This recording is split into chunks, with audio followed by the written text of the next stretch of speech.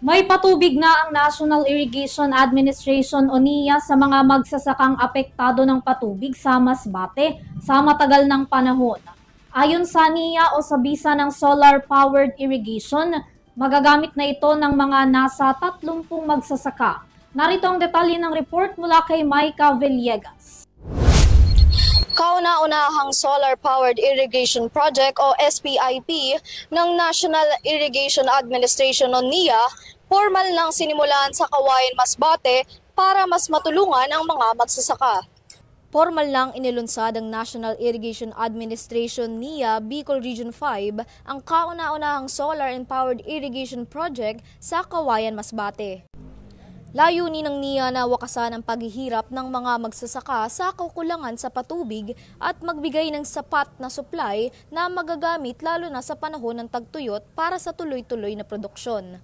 Ayon sa NIA Bicol, umabot sa 20 milyon ang pondong inilaan sa proyektong patubig, kasabay nito ang higit 50 milyong halaga ng nagastos sa mga natapos na SPIP na ipinamahagi rin sa ibang bayan.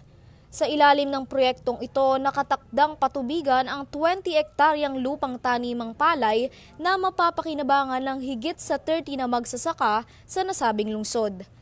Itinuturing din ng NIA ang proyektong ito bilang hakbang upang makatulong sa hamon na dulot ng climate change para sa mga magsasaka. Ang Cauayan, Masbate ang ikalimang lungsod sa nasabing probinsya na may ganitong uri ng solar-powered irrigation.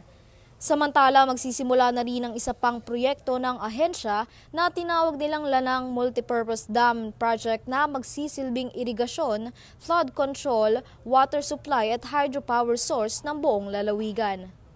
Para sa EuroTV News, ako si Maika Villegas, sumasaludo sa bawat Pilipino.